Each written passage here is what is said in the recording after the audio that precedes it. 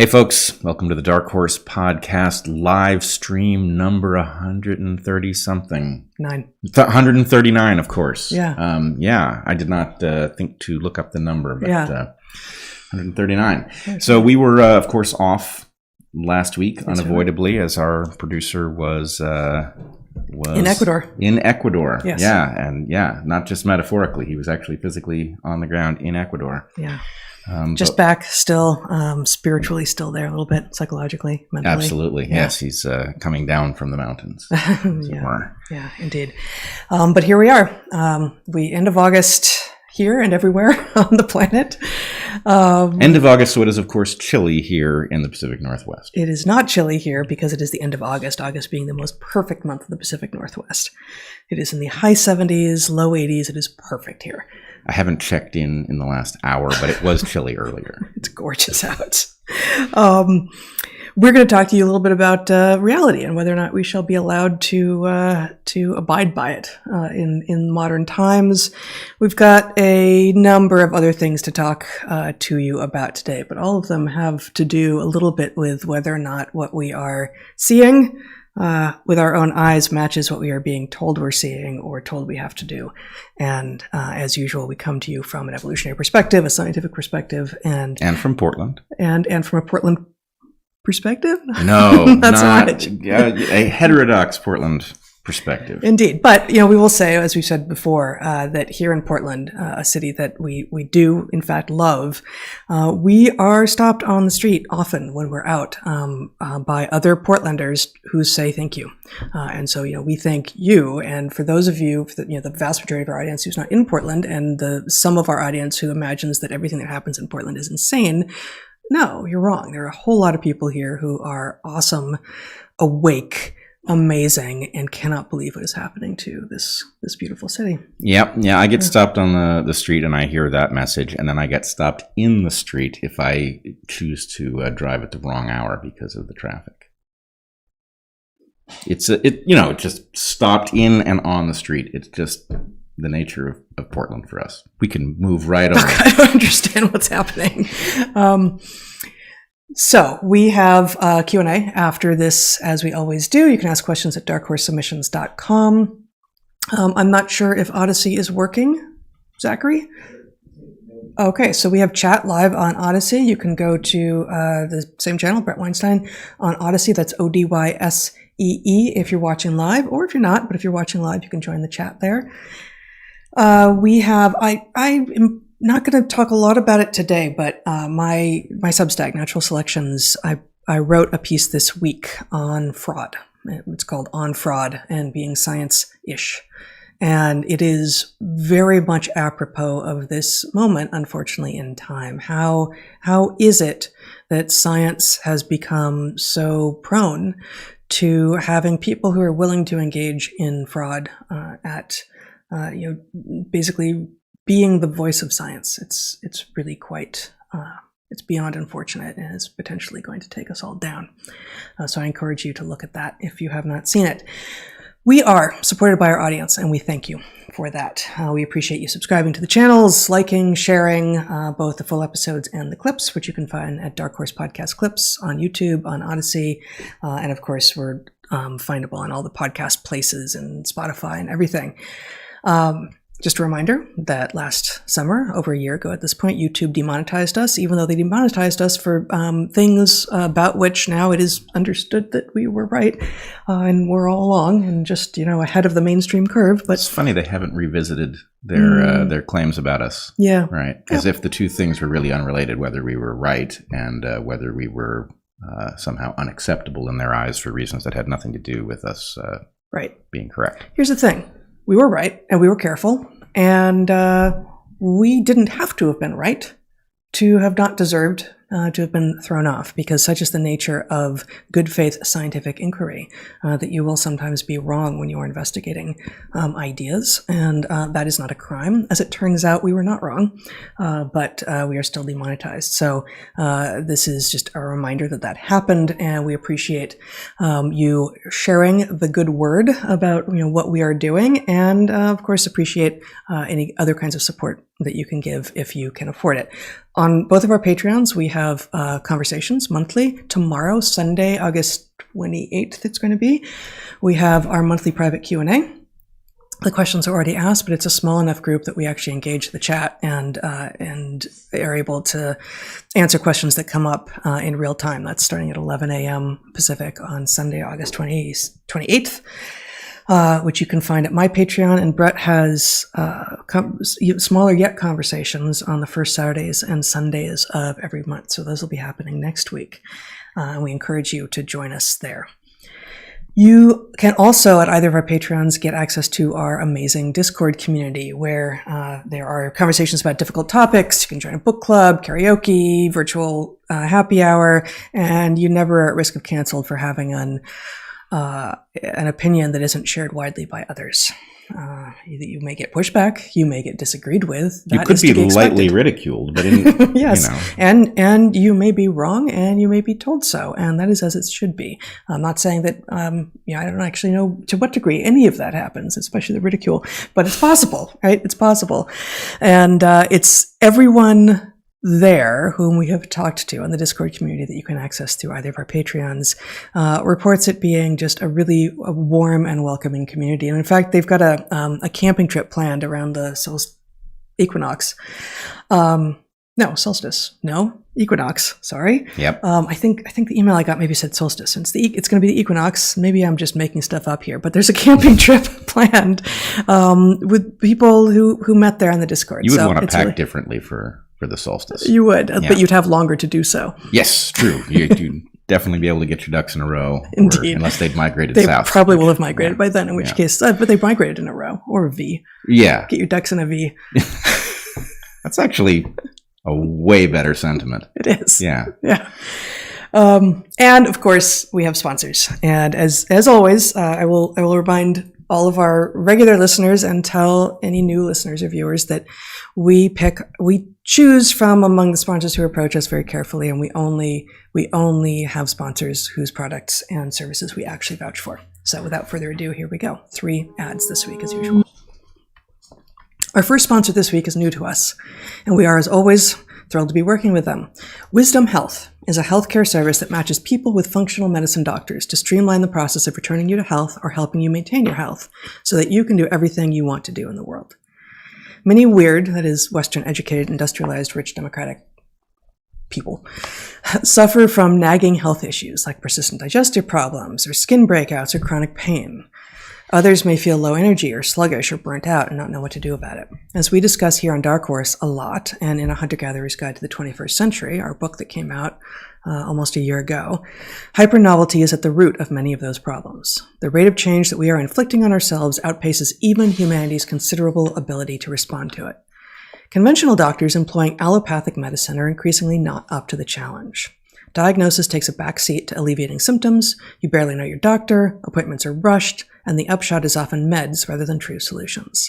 Even many supposedly chronic conditions are reversible, it turns out, if you address the root cause. Wisdom Health is a revolutionary service that matches you with a leading functional medicine doctor to help you address your health issues. Your doctor will spend 60 minutes with you, a full hour, and go deep into all your health issues to find solutions that truly work. Wisdom Health doctors help you dive deep into your health and create a personalized plan just for you. Unlike conventional doctors, they use diet and targeted lifestyle changes to help you address your real underlying health issues. Functional medicine can be extremely expensive, but Wisdom Health pre-negotiates industry-leading rates for you. Appointments with a functional medicine doctor are just $189, and functional nutritionists are just $115. Join Wisdom Health today, book with your choice of amazing practitioners, and start your journey back to full, vibrant well-being. Wisdom Health is truly a new kind of healthcare. Join today and get $100 off your first appointment at wisdomhealth.co/darkhorse. Our second sponsor this week is Mudwater. That's MUD/ I never know which, WTR. Which one is that? Is that a slash or a backslash? That's a backslash. That's a backslash. Okay, MUD/WTR, Mudwater. Mudwater is a coffee alternative made with mushrooms, herbs, and spices. It's got 1/7 the caffeine as a cup of coffee, so you get energy without the anxiety, jitters, or crash of coffee, if that happens to you. More to the point, I think it's really quite delicious. Each ingredient was added with intention. Mudwater has cacao and chai, lion's mane mushrooms, cordyceps, chaga and reishi, turmeric, and cinnamon. This is a terrific product, either on its own or as a warm drink in the morning. You can drink it black or with cream or honey or both. Mudwater also makes a non-dairy creamer out of coconut milk and MCT, and a sweetener out of coconut palm sugar and lucuma, which is the fruit of an Andean tree, which was used by the Inca. You can add those if you prefer those options, if you want to sweeten it or cream it up a little bit without actually using dairy. There's definitely a hint of chocolate in the flavor and from the cacao, and the masala chai blend, including ginger and cardamom, nutmeg, and cloves, brings a delicious spiciness to it. I've been adding it into a smoothie with a banana and ice, some delicious locally made entirely nut milk, mint, and cacao nibs. It's totally delicious. And they've got a wonderful new caffeine-free product designed to be a drink for before bed, which I also love. Mudwater is 100% USDA organic, non-GMO, gluten-free, vegan, and kosher certified. Mudwater allows you to build a morning ritual that promotes sustained energy without the crash. Visit mudwater.com/darkhorse to support the show and use DarkHorse at checkout for 15% off. That's mudwtr.com/darkhorse. Use DarkHorse at checkout for 15% off. And our final sponsor today. We not only love their product, but we also, at least I also, love their spelling. Our final sponsor is Element. That is LMNT. Element is getting rid of all those extraneous vowels. Right.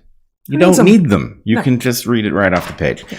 Element is an electrolyte drink mix that has everything you need and nothing you don't. It's got a lot of salts at 1,000 milligrams of sodium, 200 milligrams of potassium, 60 milligrams of magnesium, but has no sugar, no coloring, no artificial ingredients, no gluten, yay, and no fillers.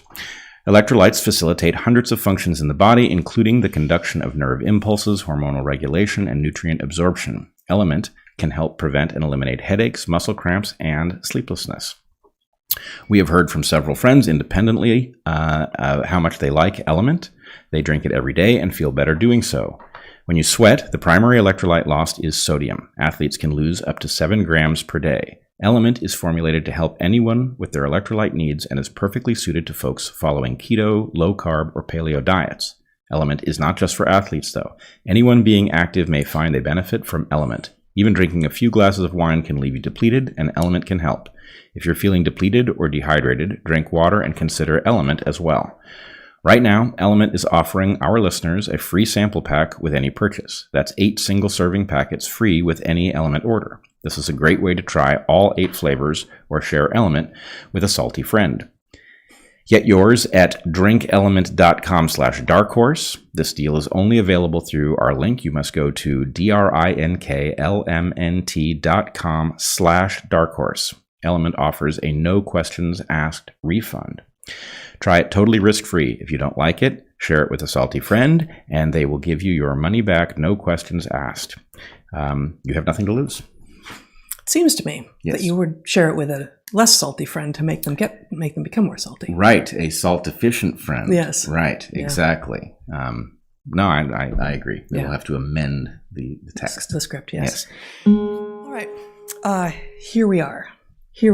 Shall we start? Can we start by talking about whether or not reality shall be tolerated? Yes. I mean, as you point out, that's really the overarching question from here on until we either surrender and give in to the postmodern apocalypse or resurrect the concept that reality both exists and shall be something upon which we reach agreement through, like a process of rationality. Mm-hmm. Use it as the basis for decisions, for instance. Wow, wouldn't that be something? Can you imagine governance based on reality? Oh, now you're dreaming. Inferred through, like science and things? Yeah, I can actually. And I would like to insist on it, although I'm not sure my insisting. We're not in that position, but we can recommend it. They can't stop us from doing that. Yes, but they can. So far, they've incompletely stopped us from recommending reality to your patients who chew gum. Here we go. I'm sure we're over in misdis and malinformation territory once again, recommending reality to help you with your everyday needs. Once you see that solution set, it's kind of a big territory. It is. So I have three examples of reality not being tolerated here that we're going to talk about before we move on to the other things in the podcast today. One from just some random anonymous account on the internet, on Twitter. One from a rando. A rando, if you will, which you will, and perhaps they will. Already did.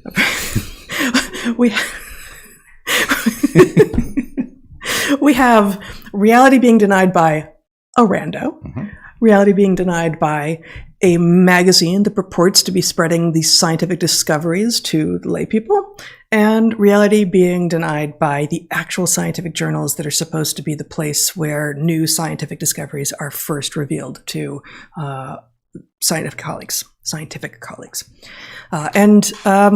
The tone changes between these three domains, as you might expect. The rando and the scientific journal don't sound exactly the same. They don't use exactly the same language, but it is remarkable that all three of them are consistent in just denying what is true. So here we go. The rando, if you insist. Here we go, Zach. This is from Twitter. This is from August 18th from a anonymous account at QueerSing. If bioconservatives manage to stop doctors from formally providing gender-affirming body modification to minors, underground alternatives will proliferate.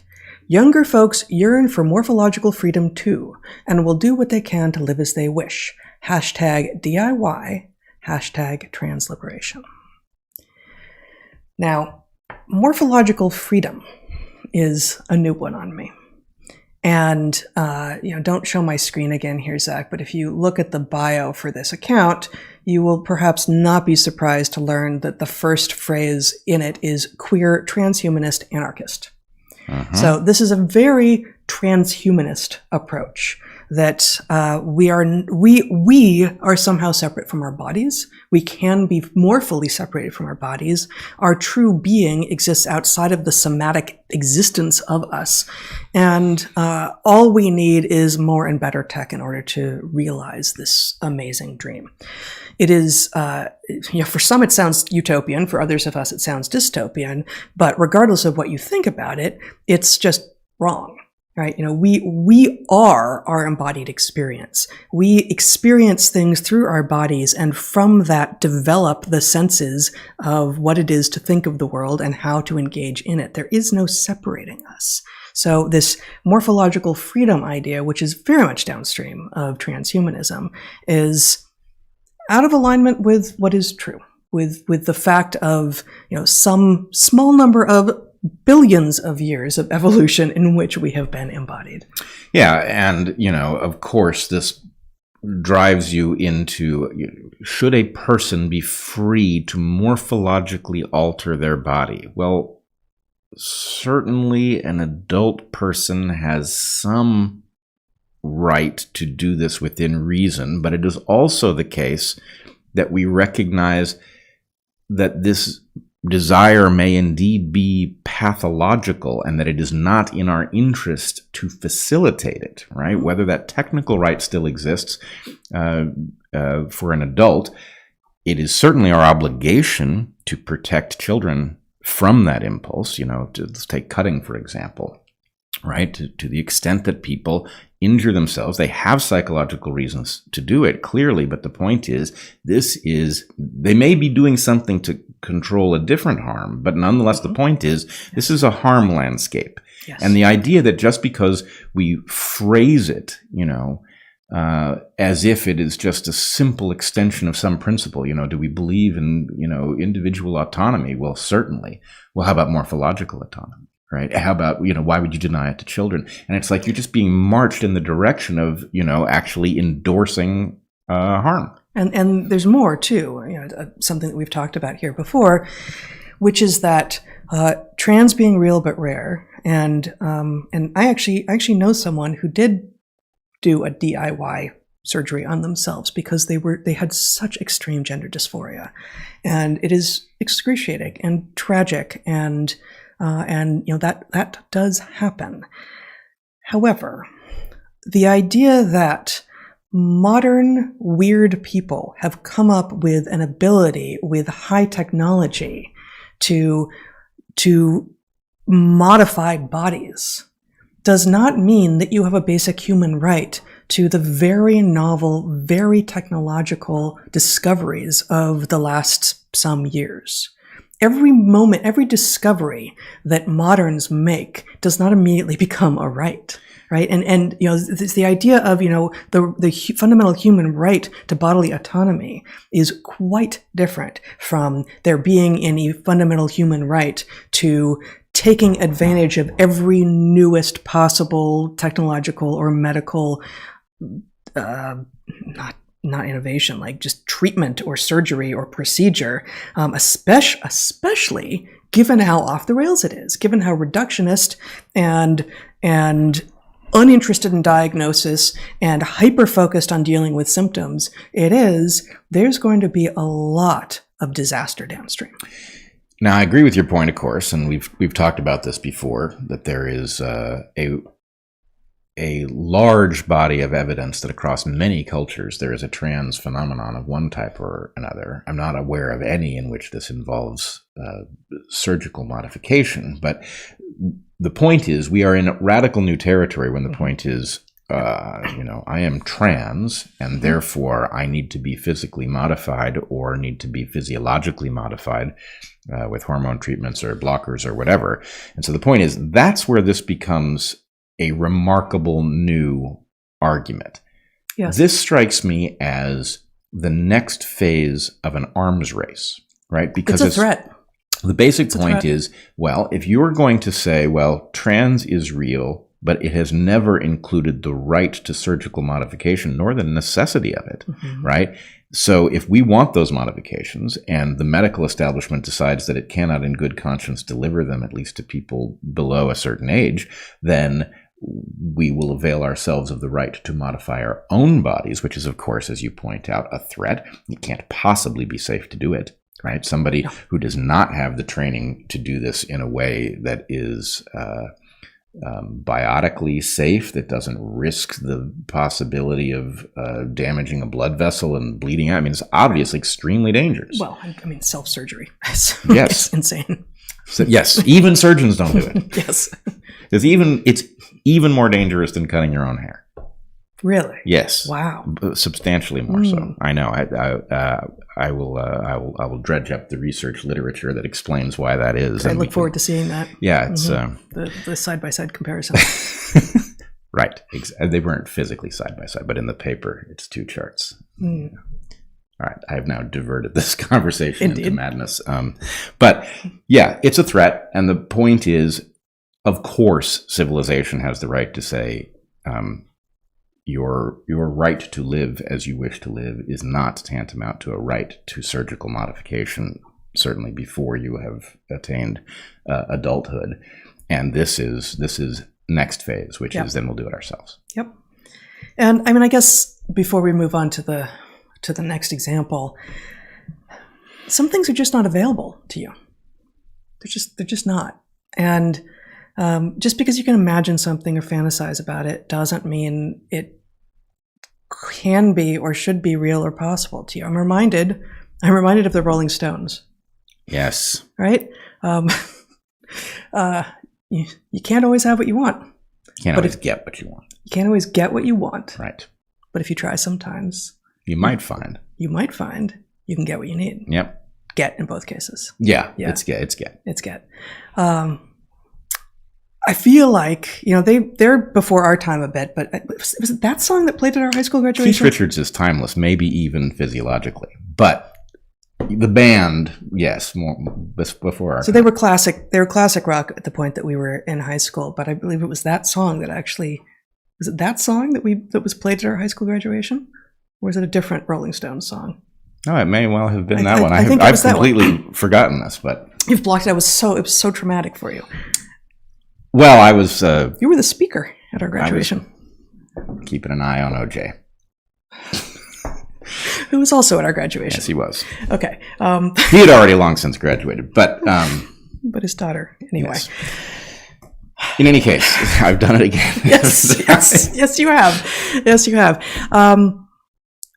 Really, it wasn't so long ago that it felt like the advances from civil rights and women's rights and gay rights were happening. We weren't there, but we were clearly moving in the right direction. And we understood that there were trade-offs and that, frankly, you can't always get what you want. But if you try sometimes, You might find. You can get what you need. I think it's you get what you... No, you can get what you need. You're right. I stepped all over your line. No, Sorry about that. Go. But You're much better with lyrics than I am. I can't forget them. They plague me. But because some of them aren't great. But anyway, I digress yet again. I have now lost what I wanted to add to that discussion. I have no sympathy for you. Hoisted on my own petard in this case. Yeah. In this case, I have no sympathy for you. In this case, yeah. I really don't have it. Okay. Oh, hello. So, next example. We have cats are all over the place. It's chaos here today. Yeah, here we go. Sorry, for those of you listening, you must be wondering, what the hell is going on? Magazines that exist to disseminate scientific findings to the public, such as, is Natural History still in existence, or did it disappear? It used to be a great magazine, and then it went nuts, even before everyone else went nuts, or it went uninteresting. As far as I know, it's still... Okay, still well, exists. Natural History, Discover, Scientific American, these are Omni? Is that a magazine? Did I make that up? Mm-hmm. Yeah, that was never as much in my world. But those first three, like, we got those in my house when I was growing up. And they were understood to be the ways that scientifically interested people can keep up on scientific findings, either outside of their own fields if they're scientists, or outside of, or they're not scientists, but they're scientifically capable and interested and literate and want to know what's what. Yeah, it was the popular presentation of actual scientific discovery. Exactly. And there was some controversial stuff, and there were things that you might disagree with, because that's the way science works. And there are also interpretations of things. Whether or not the finding turns out to be true or not, the interpretation of it may separately not be the right interpretation. But Scientific American has, long since jumped all the sharks. It feels like, not that that's a thing, but Here we have, here, I'll put up their tweet before, actually, yeah, you can just put this. This is, again, I picked this up from Twitter, where I quote tweet Scientific American, and what Scientific American has said is this: before the late 18th century, hopefully that's not playing, okay. Before the late 18th century, Western science recognized only one sex, the male, and considered the female body an inferior version of it. The shift historians call the two-sex model served mainly to reinforce gender and racial divisions by tying social status to the body. True facts about the male. So, what I said in response, which is, it's an understatement, wherein a scientific publication forgets that reality exists whether or not humans perceive it accurately. The idea that because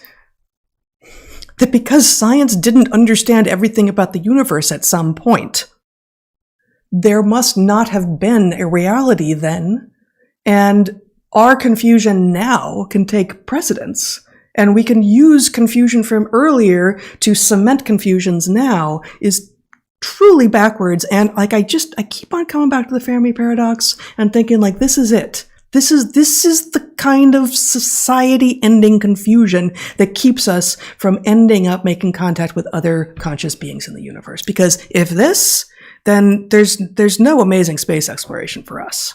Like, we can't do it. We can't do it if we think these things. Right.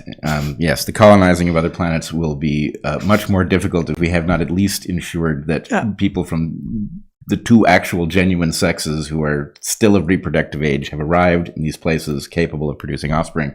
But I would just point out that even, who amongst us does not, in their own mind, have rock solid evidence that people have been aware of the sexual binary for 2,000+ years, right? 2,000+, wow. Okay. Well, I'm just saying, if the idea that this was discovered in the 1880s. 18-somethings, I don't know. Let's make it the 1880s. Something like the 1880s, right?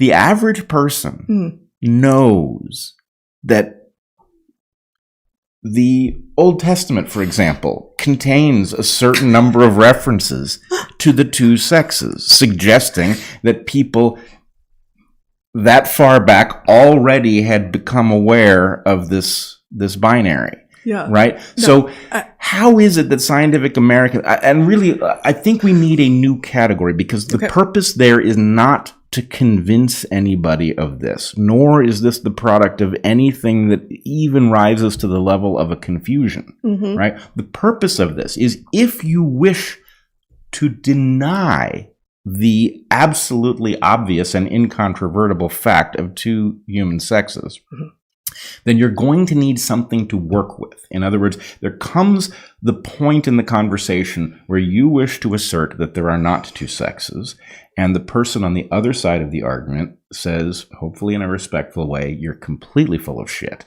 And then you need to say the next thing, right, about why you're not full of shit. And so the purpose of this is to have that next thing in hand and to have it come from a respectable place like Scientific American, because then the person who has called you out for your garbage thinking is then back on their heels. They may not have a next thing, in which case you win and there are no longer two sexes. That's right.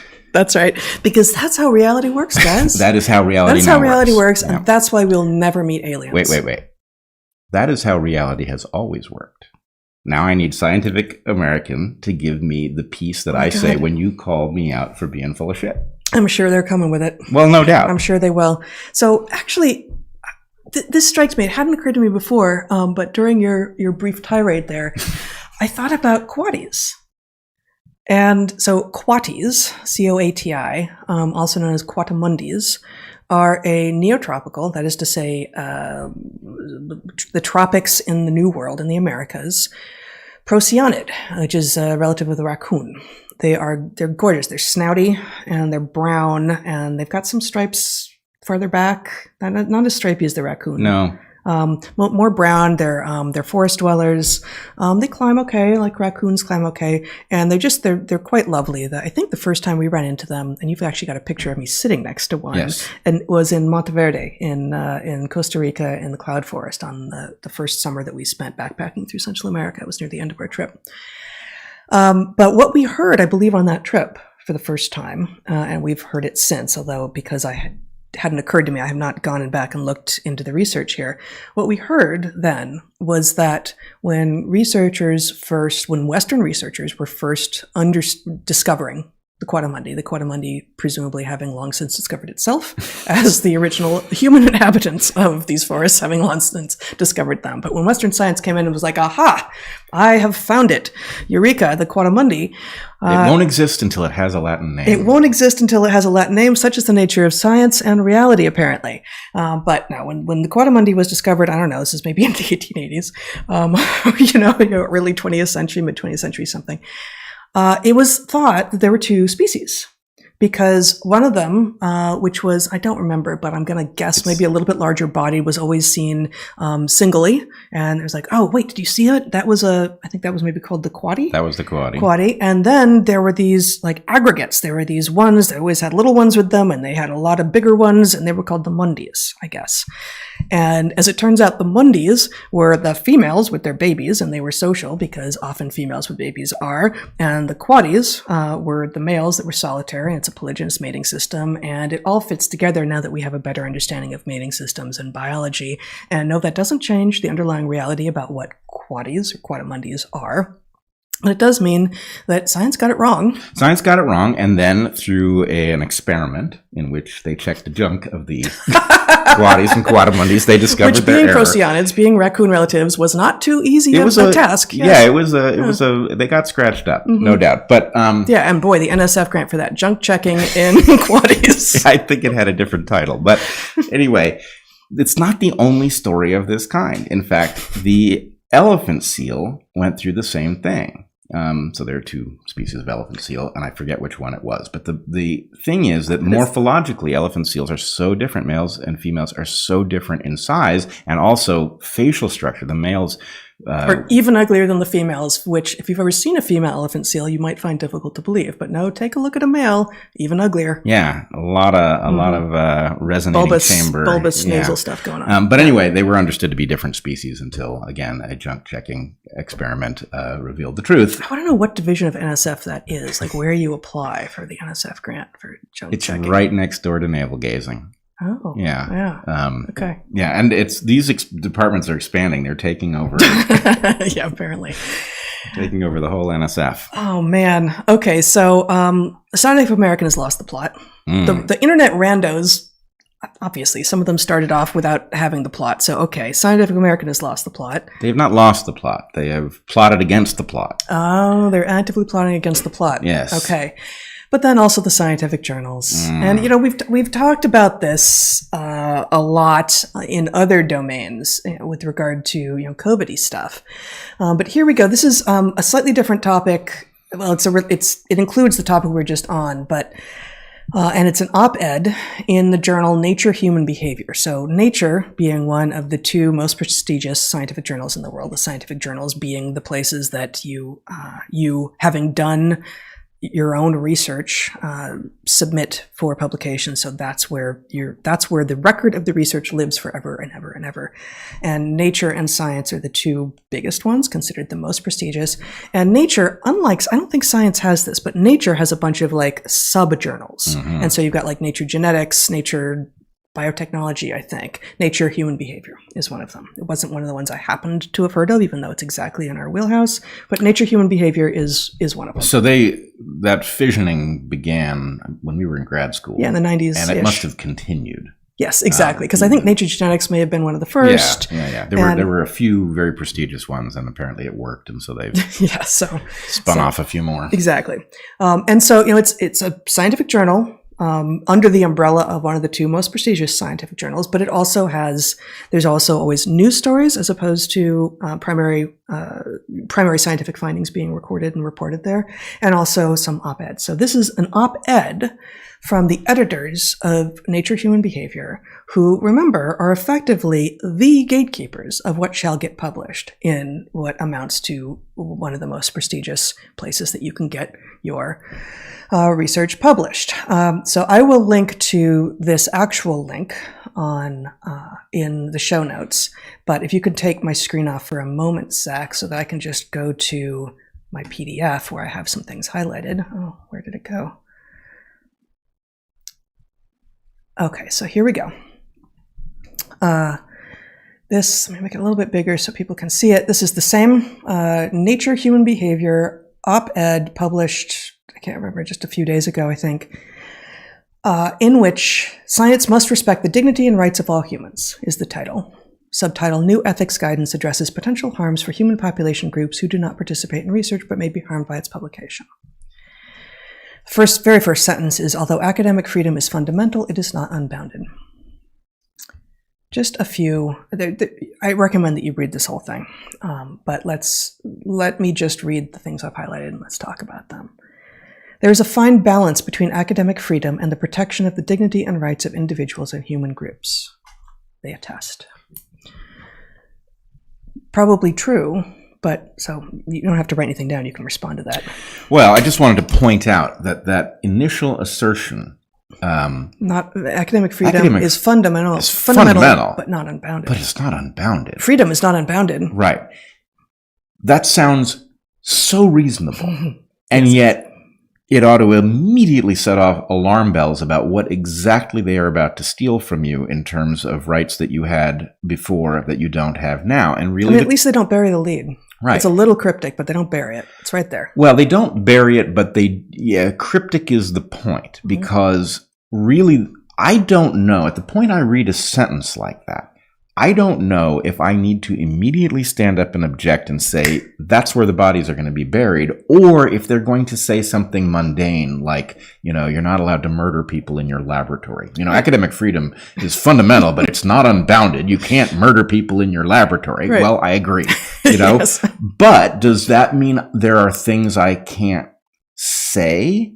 Does it mean that there turns out, yes, true things I can't say? In which case, that's where the goddamn the bodies are buried. Yes, that's exactly right. Okay, so again, I agree. Okay, this is where the fact of Adobe being a little obnoxious. There we go. Okay. Harms can arise as a direct result of the conduct of research. Sure, of course. Harms can also arise indirectly. You can show my screen if you like, Zach. Harms can also arise indirectly as a result of the publication of a research project or a piece of scholarly communication. For instance, stigmatization of a vulnerable human group or potential use of the results of research for unintended purposes, e.g. public policies that undermine human rights or misuse of information to threaten public health.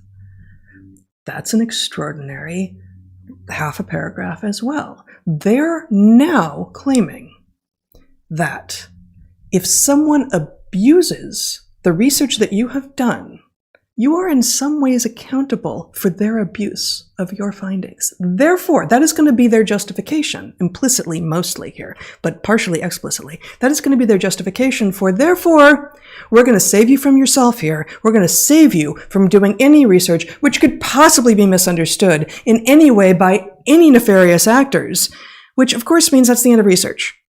That's it. We're done.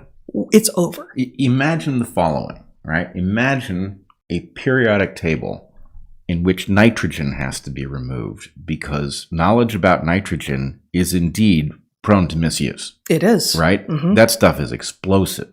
And you see what I'm saying? Sodium also. Get rid of that one. Mm-hmm. You know? Yep. So, I mean, what are they even talking about? I see a very rapid shrinking of the periodic table given this logic. Yeah, there's not going to be much left not on much the. left. Yeah, it's hard to find an element that you couldn't abuse. An innocent element. There are none. Yeah. No. I mean, if innocence means not only are you not guilty of harm, but you are not guilty of having been misunderstood to be guilty of harm. Yes, I guess some of the transuranics are so vanishingly rare and last for such a tiny fraction of a second that maybe they are beyond abuse. Is that what they're called? Transuranics? Yeah.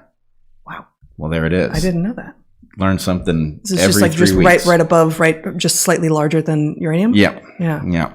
Okay. Okay. But anyway, yeah, the periodic table is pretty much a goner. There are maybe a few elements that we can keep, but most of them are going to be gone. But imagine... I mean, whoever used it anyway. I'm not going to start naming names. I'm certainly not going to try to spell them. But in any case, I'm sure Mendeleev was a racist or something. Well, a lot of people had a lot of defects, and a lot of other people have used their work. And the problem is the two universes, a universe downstream of that paragraph. Yeah. That is, I mean, let's put it this way. This term will become important again on DarkHorse soon, but that is the fast track to a dark age. Yes. If you are not allowed to study things that could be abused by others, right? I mean, that is a completely unscientific universe. There is no science in that universe, right? Because who even knows? Are you allowed to study things that you don't know if they could be abused until your work is done? Well, you probably can't do that work either for the same reason. Well, but it also completely puts all the power in the hands of anyone who wants to abuse anything. I mean, Darwinism has been suffering this fate basically since Darwin, where the so-called social Darwinists who, stole the word and now forever after, as evolutionary biologists who are actually trying to do good work, are accused of being eugenicists and racists and Nazis and all this. It's like, that was an abuse of Darwinism. And I write about this actually in my fraud piece in Natural Selections this week. Like, the fact that someone used the word Darwinism and fundamentally misunderstood what the guy was on about isn't on us. Isn't on the evolutionary biologists.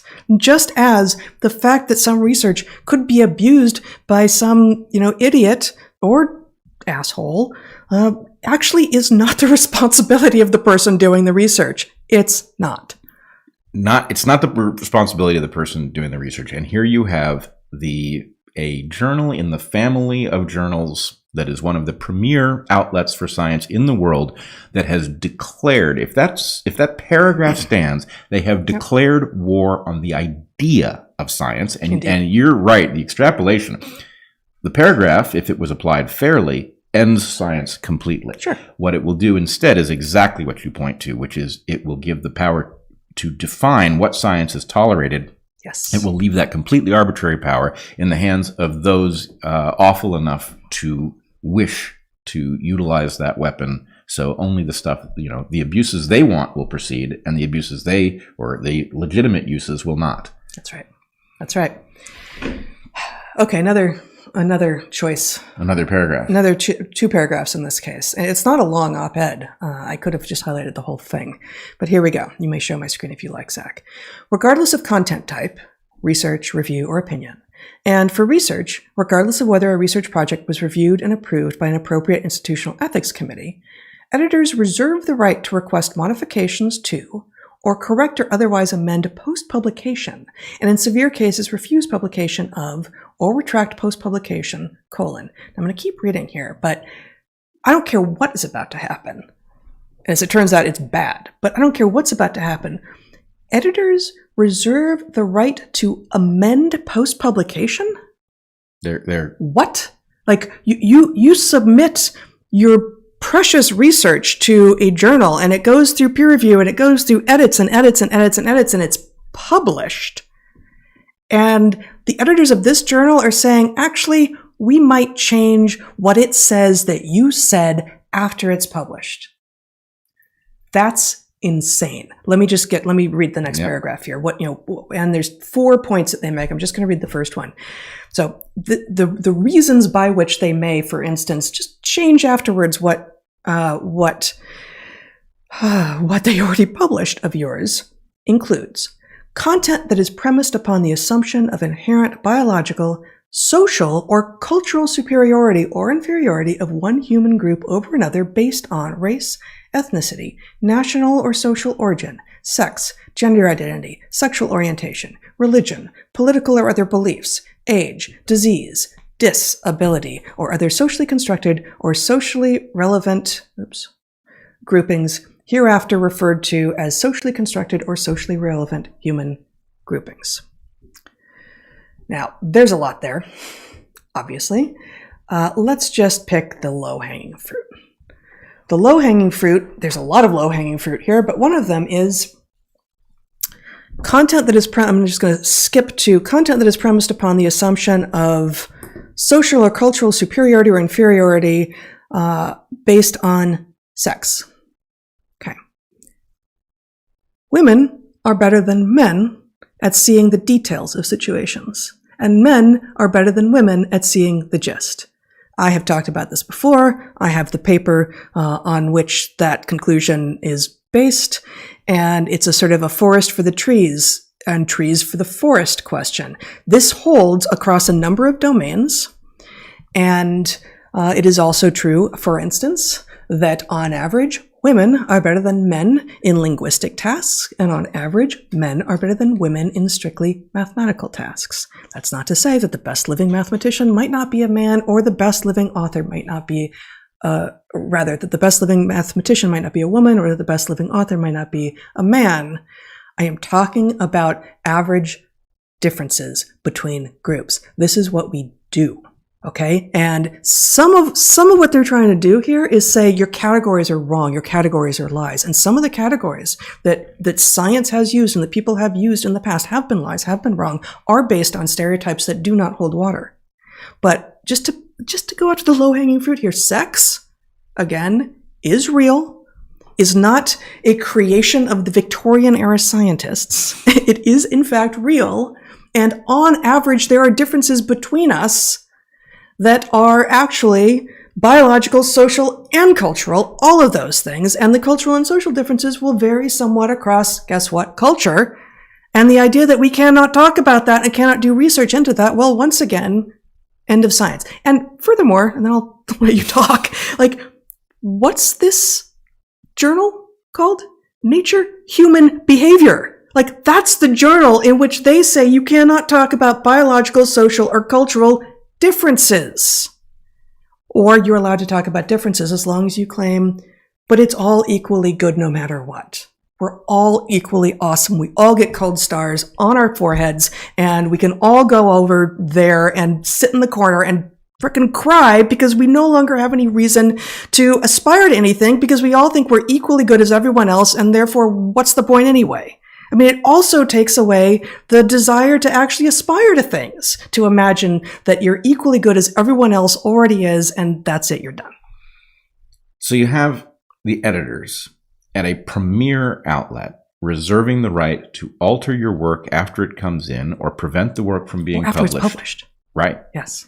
But the point is, people who are not in academia will not understand the power of a top journal basically saying what conclusions it's willing to publish, not on the basis that other conclusions may not be right, but on the basis that other conclusions could be abused, right? What they are doing is they're saying, here are the conclusions that are acceptable here. Mm-hmm. Now, imagine, what does that mean over at, whatever the proper subjournal of Nature is where climate science happens? Mm-hmm. Do they also have a policy that only science that pushes in the direction of policy modifications in which we address climate change will be published? And in which case, on what basis do we say things like X% of scientists in climate science agree, if the point is, well, there's this force that says basically you're not going to get very far in climate science if you don't agree, right? It becomes circular. Yes. And so in a circular world where you cannot talk about the superiority of men or women at different tasks where men and women are differently capable, right. What happens is you will then over time produce the phony scientific impression of similarity, mm-hmm. which will then be used to counter the argument. So basically, this is a positive feedback. Anybody who wishes to say, no, actually, men and women are different, they have different capabilities, and we know that, the evidence is clear. Well, the evidence actually, yes, the evidence used to be clear, but it has become increasingly clear that men and women are not different. Why? Because of editorial overreach at the journals. Actually, and I had something else to say here, but that reminds me of the next two little things that I wanted to read from this, where they have working definitions adopted or adapted from the Sager guidelines and other sources. I don't remember what. Sager is sex and gender equity in research. I didn't go down that rabbit hole. I'm sure it's ugly. Sex refers to currently understood biological differences. Gender refers to socially constructed and enacted roles and behaviors which occur in a historical and cultural context and vary across societies over time. Sex, well, we currently understand this, but we all know that things change. Gender, though, is this thing. So they've got that reversed again. Sex has been around for, not very many billion of years. And gender is the downstream effects of sex on your behavior, and lots of organisms have gender, and this gender identity crap that is now taking over is a totally made-up 21st century thing that has no bearing on anyone outside of, well, the entire planet, and it's how we're going to dissolve. Because we've all... I'm done. I'm done. Right. Oh my God. So you started with the low-hanging fruit, which I think is wise, right? The sexes are different for a reason, mm-hmm. right? Selection made them different for a reason. It's a division of labor issue, mm-hmm. right? And that doesn't mean it's good. Right. That doesn't mean it's great or fantastic or fun or wonderful. It's just true. It's just true, and it means that it is squarely within the subject matter for legitimate science. Right. Right? Yes. We can talk about whether it's good or bad or whether there's something to be done to change things that are unfair about it, because there are certainly some things that are unfair, right? But there's a reason, for instance, that in academia, there is an active discussion about how to deal with the fact that, in general, the years during which you are most likely to be hardest at work doing research and building your lab are also the most likely to be your childbearing years if you are a woman. And tenure is on a clock. And how do you stop the tenure clock or pause it or adjust it so as to both allow for the fact that women also have children when they choose to, but women also may want to be high-powered academics, and you cannot disappear the fact that there is a trade-off there and that there's going to be a cost, but there's an active, often good faith discussion about how to do this, how to make it fair both to male academics who, even if they are active daddies, don't have to go through gestation and lactation. Sorry, no male does. But so that's the kind of conversation that we can have and that we should be having. And hey, we were having in the 80s and 90s and aughts about what the differences between the sexes And moving beyond regressive old expectations of gender roles means as we move forward into a world in which everyone has the ability to choose freely from among their options about what it is that they want to do with their lives. Right. And I mean, in fact, this is a demonstration that our ability to talk openly about this issue actually leads to solutions, right? Because the fact is academia has been democratized between the sexes. It didn't start out that way. But if you look at the number of female PhDs graduating, it exceeds males in the sciences, at least. In biology. I don't think in the sciences across the board. Certainly not in engineering. In engineering, it's highly skewed male, as we would expect it to remain. We want to see a composite analysis. MDs are biased towards women at this point, and I think, again, this old saw, which is based on research and which is true, is that on average, women are more interested in people and also organisms. And on average, men are more interested in things. It means that men are more likely, given freedom of choice, to go into things like engineering and math and physics and chemistry. And women are more likely to go into medicine and biology of whole organisms. Yep. All right. But suffice it to say, we have addressed this problem, and we did so not by pretending that sex differences didn't exist, but by recognizing that they had implications for career tracks and by making reasonable changes to the way power was distributed in these departments. Right. But in any case, I want to go slightly higher up the tree and pick some more difficult fruit. Okay. Because this is done in a diabolical way. Yes, it is. Right? Yeah. By taking what is obviously meant to imply race and population and cultural differences, they are smuggling in the ability to neutralize sex differences. Sex differences are the easy one here, right? What they're doing is they're saying, if you balk at what we are asserting here, then you're probably a racist. Right? So the point is, even sex, in which this is such a slam dunk, that these differences exist and are not controversial in any circle where people are free to just simply see the obvious. And the question is, well, what is the relationship? And I want to point out, and I should tell you, I shouldn't have to explain what my position as a biologist is on genetic differences between populations, but I will, because it's important for you to understand what I say next and what it does and doesn't imply. I personally am not a big believer that significant differences in capacity between human groups are, in the present, largely based in genes. I think the genetic contribution is little to none. However, it is certain that differences have to have existed between groups in order for selection to have favored an overall increase in human capacity.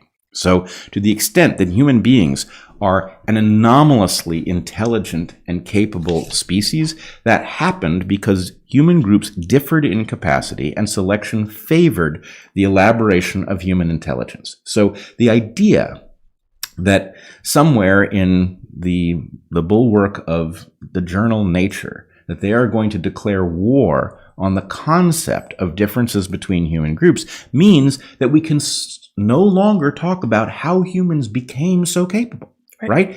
We cannot talk about the historical fact of differences between populations and the fact that we have every living human population has benefited massively from the fact that selection apparently favored greater human intelligence over less human intelligence, or hominid intelligence. Yep. So, and I mean, go on. So the level of irony here of nature, human behavior. There are 4,000-ish mammal species. Why? Well, Heather's going to correct me to 5 splitters, lumpers, the whole bit. There are 4,000 to 5,000 mammal species. Why does one of them get its own journal under the umbrella of Nature? Because where's Nature Coati behavior? Right, where is Nature Coati and Nature Muskrat and all of that, right? It's human behavior that gets its own journal. Why is that? That's because humans are really unusual. How did they get unusual if there was not selection between human ancestral populations in which selection favored the unusual traits that justify a special journal at Nature? How could that be? That's right. So I guess I'm going to go back down the tree a little bit to easy hanging fruit. Yeah. But based on what you just said, remember that it reads content that is premised upon the assumption of inherent biological, social, or cultural superiority or inferiority of one group over another. Now, again, I wasn't prepared for this, but there are some groups of humans, some particular unique populations of humans, which qualifies as a human group, who engage in cannibalism. And that is a cultural trait that they engage in. And I am here to tell you that I believe that that is an inferior practice to that which the rest of us do, which is not engage in cannibalism. You are going to risk our channel on the claim that cannibals are worse. That is an inferior cultural trait to not being a cannibal. Right. Inferior. And that right there is something that I guess if I claimed in a publication that I get in a paper that got accepted by Nature Human Behavior, they would have the right to go in afterwards and correct my claim and say, actually, cannibalism, it has its advantages. All right. It's fine. It's, at the very least, we can't say that it's any worse than not being a cannibal. Okay. I think this is a lovely challenge. But what about the case? Suppose I wanted to publish a paper in Nature Human Behavior in which I discussed the effect on the carrying capacity of a given habitat under hunting and gathering versus farming. And I was to point out that the farming population on the same patch of territory was 10 times the size of what was sustained under hunting. It allows for a higher population density. Am I allowed to argue that that would be evolutionarily superior? Am I allowed to notice if farming populations have driven out hunting populations or caused them to embrace farming in history? Are we allowed to have that conversation? Right. And so evolutionarily superior made more of itself. Right? And, superior for the people who are the hunter-gatherers, no, worse for them.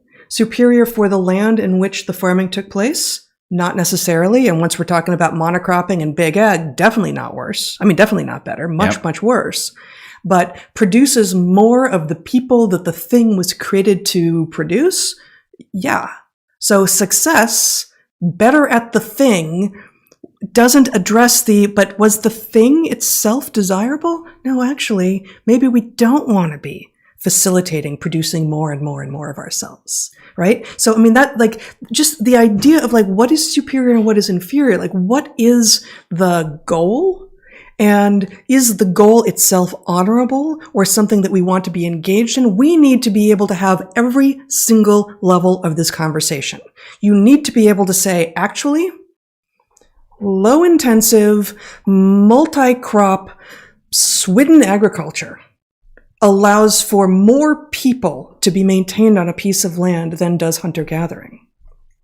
And big ag, monocropping agriculture in the short term, especially with the nitrogen-fixing chemicals that were created in the early 20th century and are now being added a lot to the land, allows for even more people to persist.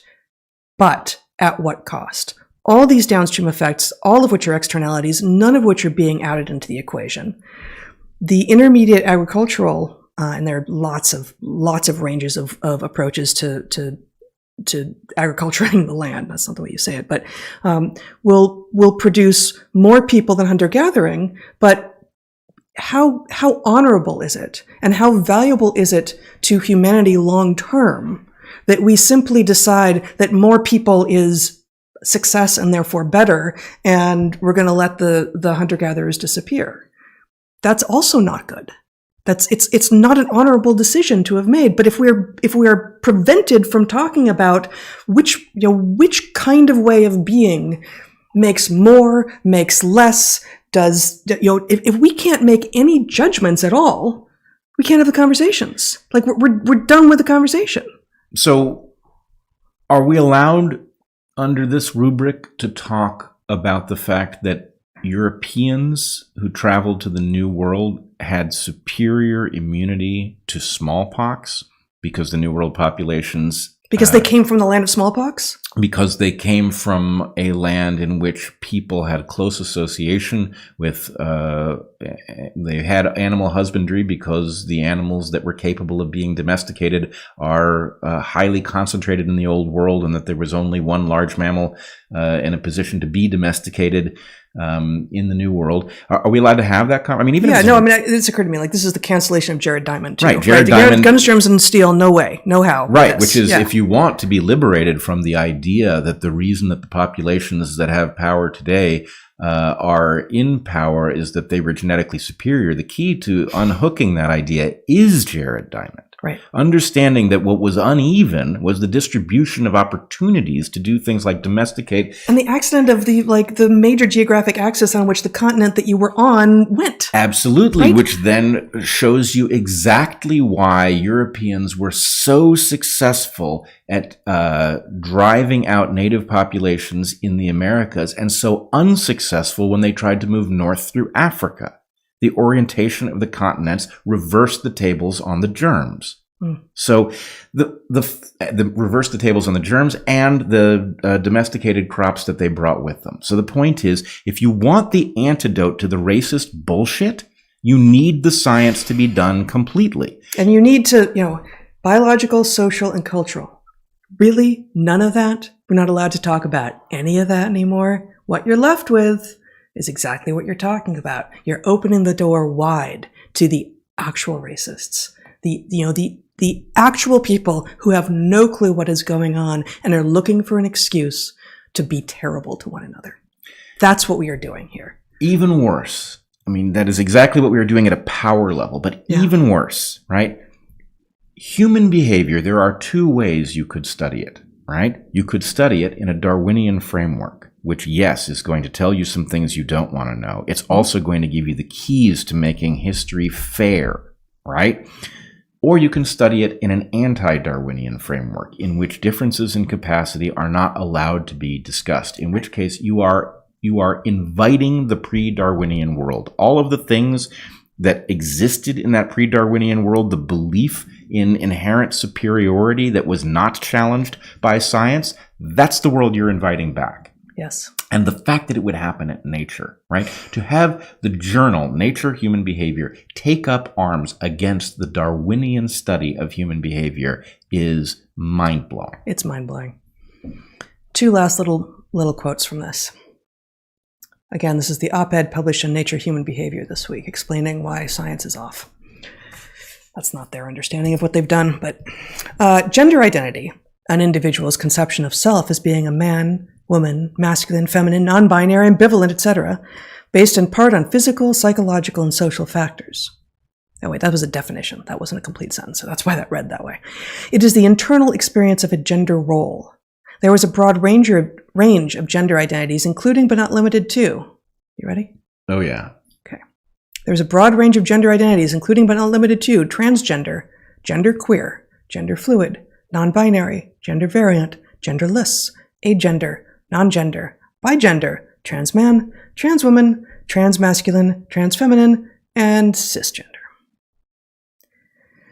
Holy moly. And then 2 paragraphs down, they say, researchers are encouraged to promote equality between men and women in their academic research, which by nature should be grounded on the recognition of merit, competences, and creativity, regardless of any other personal attributes or orientation. Well, if they're going to divide the spoils between men and women, where does that leave the gender fluid people? I don't know, or the agender, or the non-gender, or the genderqueer, or the NBs. Oh my! I mean, I'm actually glad that's in there, because the language beforehand, if you don't know how science is supposed to work and what they're actually saying and what it would do to actual science, right? It's a little subtle. It's a little subtle. That's what we're here for. We're trying to reveal it as not being subtle, but yeah. You could have a, am I misreading this response? until you get to that business. And then it's like, oh, I get it. This is just some sort of ideological polemic, and this is no longer a scientific journal. Get it. You captured it. Yep. Enjoy it. You know. Enjoy it until you burn it to the ground, which you were in the process of doing. Yeah, exactly. Yeah. Let's take the functional things in society, take them over, and destroy them. And then look for more things to take over and destroy. But you know what? They're not going to last forever. There's not an infinite amount of successful actual systems because you're destroying them too fast. Okay, but then next phase.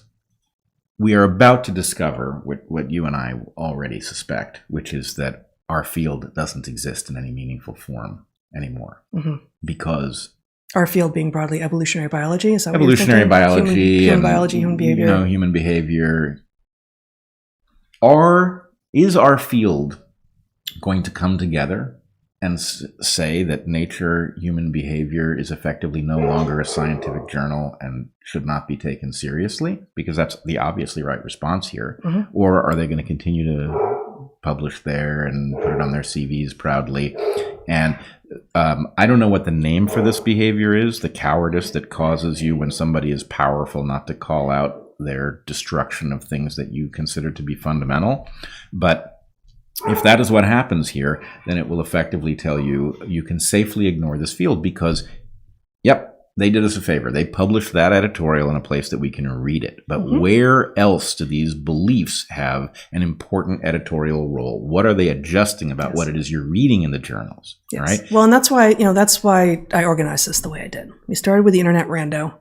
And we went to the Scientific American, the magazine that is supposed to be disseminating a comprehensible version of new science to people who are smart but not scientifically precise. I can't think of the right word, but like not professionals within science. Yep. And then the scientific journals. And it's, like I said up front, the language sounds different. These guys, nature, human behavior is not talking about morphological freedom yet, but it's all the same stuff. It's certainly opening the door to it. It's all the same stuff. It's utterly insane across the board. And the fact is that you don't have to squint very hard to say, actually, Internet Rando and the most prestigious scientific journal are sounding a lot like one another here. And they're all wrong. They're pretending that reality doesn't exist and imagining that by doing so they will change what reality is, and it doesn't work that way. It doesn't work that way. Yeah, another way to say it is that you have an ideology asserting its conclusions, its baseless conclusions, and it is doing it now. It is so powerful that it is doing it at every level. Yeah. So that if you are an Internet Rando yourself, you can go, tweet back at it on Twitter. Mm-hmm. And if you're an academic, who views yourself as an important part of what makes humanity civilized, then you get your version of it dressed up in the proper language for that. But the point is, there's no difference in the rigor of that essay versus the Internet Rando. They're exactly equivalent in terms of their utility as their insightfulness. It's not insight, it's the assertion of an ideological position dressed up as the conclusion of sober people thinking carefully about issues. That's exactly right. That's exactly right. So that's reality for you. There are a number of things, I don't know, we've been going at it for a long time already. There are a number of other things that we thought about talking about. I don't know if you want to do that. Save that? Maybe we should save them. Okay. All of them? Well, we don't have to save all of them. Yeah, let's do a little bit here. I don't know if you want to do that. Unfortunately, we didn't buy binoculars to know. Oh, okay.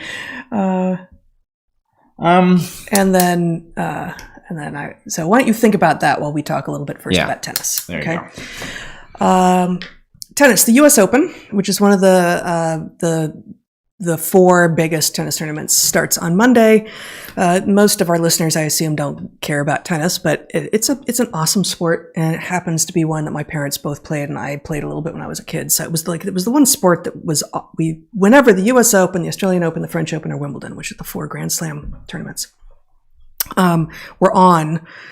We would have that on the television for those week and a half, 2 weeks that they were on. And in fact, I think my parents went to at least one of them, one of the U.S. Opens, which is always, it overlaps Labor Day in, what is it? I would say Flushing Meadows, but I feel like that's a race. That's a horse race. Anyway, somewhere in New York. And Novak Djokovic, who is sort of vying along with Rafael Nadal and Roger Federer for, like, you know, which one of these guys is maybe the best male tennis player ever. I don't know if that editorial permits you to do. Luckily, I'm not submitting this editorial to Nature Human Behavior. Then do go on. Yes, do go on. And in fact, I said male. I was like, well, I don't have to say male because we're not going to go here really, but if they are the best male tennis player ever, then they are the best tennis player ever. And that's not to say I played tennis. I haven't played in forever, but there's been some extraordinary female tennis, women's tennis out there. But the best male tennis player is better than the best female tennis player. Sorry, end of story, done. For now. Oh? Well, if you think about it. All right, let's just hypothetically speak. Okay, here we go. The best male tennis player is, Larry Chimbab, in some hypothetical future situation. And suppose he becomes Nadine instead of Larry. Mm-hmm. Now he can be the best female tennis player, and he will now be able to beat the best male tennis player, whoever it was that he had initially. Well, in your ridiculous scenario, though, I do think that although once having gone through puberty as a male, you cannot undo the benefits of that male puberty, but the act of hormonal and certainly surgical transition actually does render you somewhat less capable. So this is not an argument for anyone who's decided that they're the sex that they're not to be able to play with that sex. But it is suggestive that a top-notch male player who transitioned might not still be able to beat the other top-notch male players. And of course, it's telling that you don't have men at the top of their game transitioning. You have men who are middling and can't win transitioning and then beating all the women because that's what gross men would want to do. Like, that's not sportsmanlike. There's nothing honorable in this, but, elite male athletes don't transition. Right. No, I agree. And my setup was, of course, absurd, but my real point is you are throwing out rules that open the door to every conceivable skullduggery and to the inability to say perfectly clear things.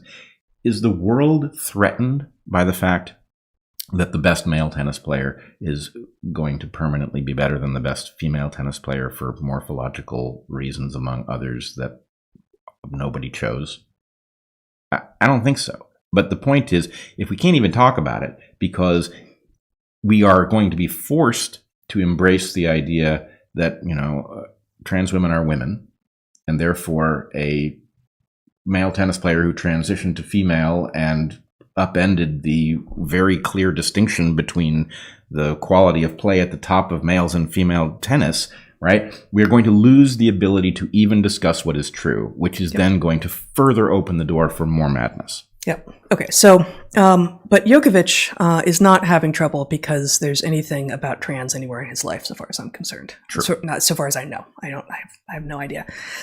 He's a character. Before COVID, I definitely knew people back, especially. So Federer is 40, and he didn't play, I think, in Wimbledon this year because he had knee surgery or surgeries. But he's still he's not retired. So I mean, and all of these guys, I think, are in their mid-late 30s. Like the other two that we're talking about, Nadal and Djokovic, and they are all awesome. And many people find, watching Federer play, he's just beautiful. And Nadal is powerful and elegant, but it's a different kind of play. And then Djokovic's personality grates on people, which shouldn't affect whether or not you love to watch him play. But there are some people who sort of, were rooting for, Federer to get the most Grand Slam titles, or Nadal. And there are presumably Djokovic devotees, but there were fewer of them because he's a little bit more of a brash personality. COVID happens, and he becomes one of them dirty, unvaccinated types. Becomes by changing nothing about what he was doing, right? By saying, no, thank you, I'm healthy, I'm good, and also, oh, by the way, I don't know if he said this, but oh, by the way, elite male athletes seem to be not doing so well at some level with these things, and I don't need one. Earlier this year, that meant that the Australian Open, he was already in country, I think, said, actually, you're not allowed to play. We're deporting you, or we're taking away your visa, or whatever. I think they locked him up briefly. Yeah, they quarantined him, even though there was no evidence of his being sick. And then they kicked him out. And this is, I think he and Nadal and Federer are all neck and neck for the number of Grand Slam titles he'll get. And okay, that was one that he just had no access to.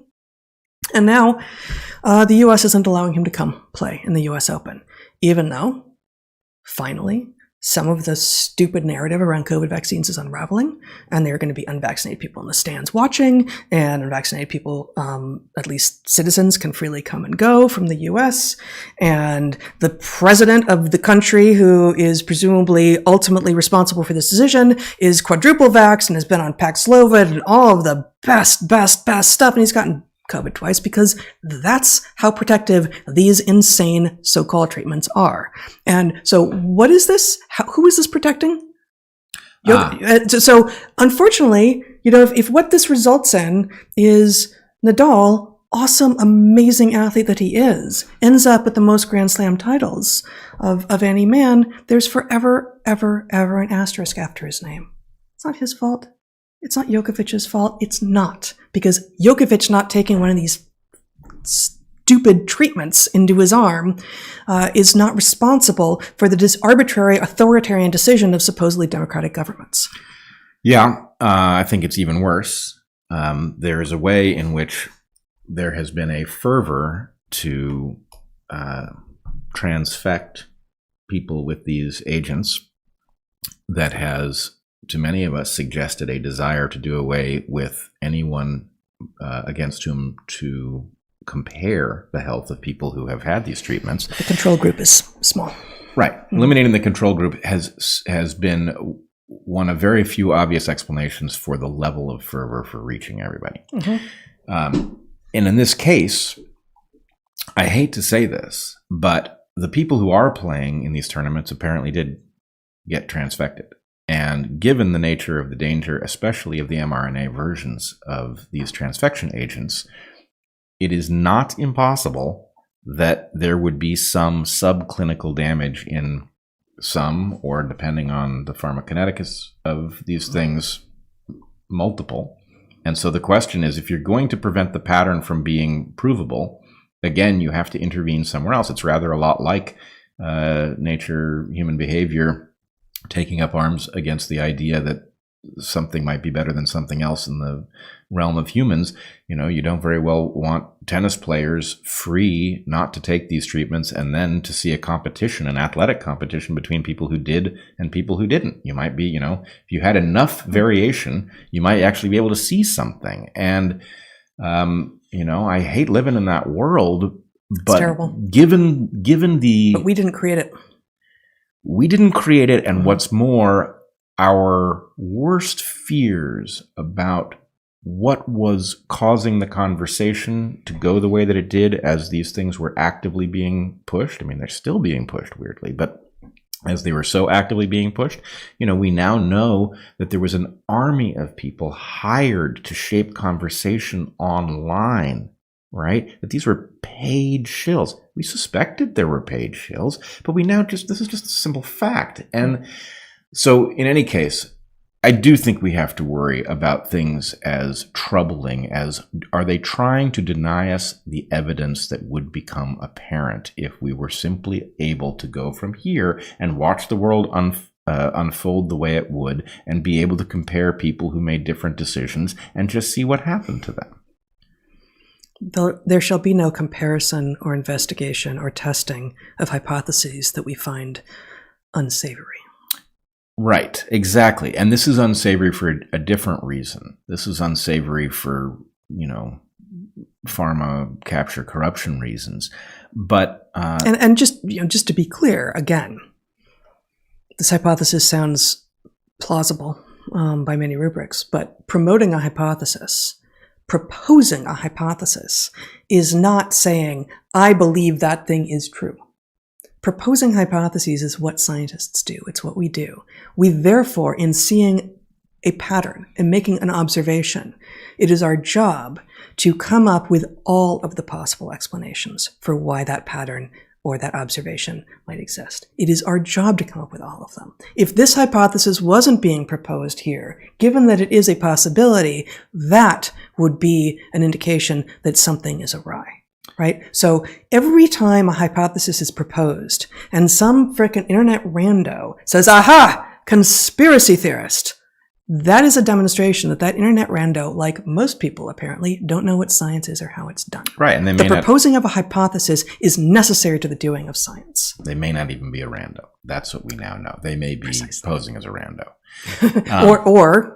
Or they might not be posing as a rando. There are a lot of people who are not randos on the internet making crazy claims about, look at all these conspiracy theorists out there, when they really ought to know better that actually proposing hypotheses is what scientists do, and shutting down conversation and shutting down the idea of what might be possible is what crazy people who want the end of democracy do. Yeah, I mean, and I'm proud that we coined the term medically woke, because the point is we are now able to see out in broad daylight that this is just a different version of the authoritarianism with a different target, right? It's the same toolkit, right? You will not be able to say these things. If we find you even thinking them, terrible things will happen to you, so don't think them. Yeah. And, in this case, it's a physiological topic rather than a moral one. But But in any case, I did also want to point out, though, I don't follow tennis. Of course, what little I've encountered it, I have certainly heard, the assertions that Djokovic is, unlikable or something along these lines.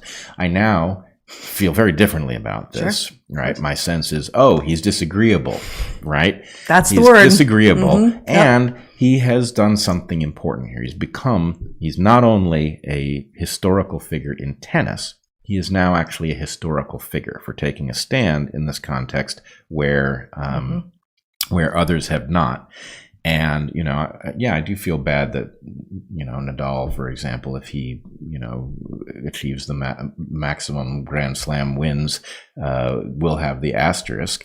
But that is a tiny, tiny price compared to having somebody in a different milieu where we haven't seen a lot of courage on this front stand up and say, actually, I will accept the cost to my historical significance in tennis to do what I believe is the right thing here in terms of my health, right? And many more people should be making that decision. Indeed, that's right. Are we there, or do you want to pick up one of these other topics? No, I think we're probably there. I guess I did want to say one last thing, which is that the problem here is that now one has to have one of two views about what's going on in tennis, right? Either is it Djokovic? Djokovic, yeah. Either Djokovic is a troublemaker who, isn't doing his part to protect people from COVID by getting his vaccination, and he's being punished by, the powers that be because what we need is compliance, or he's a hero who is standing up to those powers in spite of the fact that it may cost him a piece of his legacy in tennis. And I would just point out that, it is odd that they have turned tennis into a team sport. Right? It's oh, yes. Yeah. It's a very troubling phenomenon. But increasingly, I think we just need to look at this. And actually, there's another example of this out today. I don't know if you encountered it. Did you see this story about the Mar-a-Lago search? I did not. Well, I know that happened. Right, You're but talking something about some emerged story? today. Okay. Yes, in the New York Times, at the very least, the strong implication emerged. It's a two-part implication. The implication is that Trump took... This is as reported in the New York Times? Yes. Okay.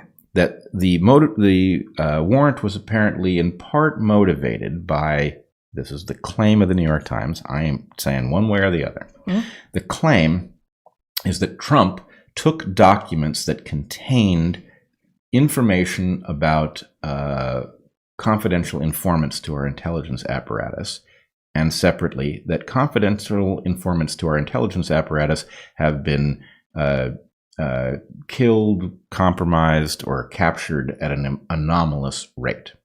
Since Trump left office. Something. Yeah. This is a pattern that has been noticed in intelligence circles. Why are they being compromised at an anomalous rate? The assertion that Trump took documents that contains relevant information, and the therefore connect the dots implication is that he may have handed that information over to people that's getting these people killed. Now, I want to point something out about this. Somebody is engaged in treason. Could be Trump, but that seems really unlikely here, right? Because it's obvious treason to hand over information on confidential informants that are important to the U.S. intelligence apparatus. If informants are truly being compromised, killed, whatever, etc., at an anomalous rate, if it truly is anomalous, then a breach has happened, and wherever that breach was, that was a treasonous breach. No. We got two candidates here. One candidate is Trump, and the extraordinary idea that a president would have left office, taken those documents, hand them over to people, knowing that that would result in things happening to those informants in the field, right? That would obviously about motive here. That would obviously together, but okay. Irrespective, even if he had the motive, right? I do put this past Trump. I would not imagine him leaving office, right? Especially hoping to return to office, compromising American informants abroad. So either he did that, which the New York Times certainly wants us to wonder about, or the New York Times, someone else did it. No, or the New York someone else didn't leave office, but or the New York Times is engaged in treason in alleging so. That's the point. If you are a journalistic establishment that, on the basis of extremely weak circumstantial evidence, is going to raise this allegation about a former president, right? Well, you are engaged in a betrayal of the nation at an extreme level. I would have to read the article. So you haven't even shown me the article here. Well, I don't know. So let's just at least put it up so people know what we're talking about. I sent you a screenshot. Oh, you did. Well, maybe it's not worth it. He's going to have to go find it. From your description of what's in the article, I don't have a clear enough understanding of what has been seen, of what the justification for the I'm missing all the right legal words here, but of the raid. The raid, yeah. If there's a document that is in the public domain, or that the New York Times has shared the relevant parts of, I can't make sense of that. There's a screenshot of a title of an article on a screen. You are claiming something that seems to me maybe, but I haven't heard anything yet that convinces me of that. Well, I mean, I think you can certainly say, assuming the following is true, either the New York Times came out with evidence today that Trump compromised informants to the American intelligence establishment in a way that got them, or likely got them, killed. Either they present that evidence, or if they do not present that evidence, then alleging such a thing, or placing those dots so that they will be connected about a former president without that evidence is... Well, how would it... So if that, which again, you threw this at me, I've never heard of this before, like 2 minutes ago, 5 minutes ago, something. But even if the latter, what they're doing is egregious against a former president, but is that treason? I believe so. So the problem is that this is obviously somebody who's eligible to be reelected today. But, slandering citizens is not treason. Slandering former presidents who are eligible to be reelected, I believe, is tantamount to it if it is not based on evidence. I mean, if it's slander. I just don't have any of the information in front of me. All right. So, I've said what I have to say here. I'm not convinced, but I don't know. Like, you can show me what you've seen, and then perhaps we can come back to it, or hopefully not. or perhaps the New York Times will put its foot more clearly in its mouth at another moment. I will say, you don't have to respond to it, but I will say their journalistic ethics would require the New York Times to behave very, very carefully in light of this possibility and what they have done. What possibility? The possibility that a former president has compromised confidential informants of the U.S. intelligence apparatus in such a way that has gotten them killed. Mm-hmm. Were that possible, the right journalistic thing to do would be to go very slow, not put it into public, attempt to find that information rather than report on it willy-nilly, right? Connecting those dots, or placing those dots so that they will be connected, is a political act. A political act in a highly charged context. And this wasn't in the opinion pages. This was in the news section. Yeah. And that's something we haven't really talked about.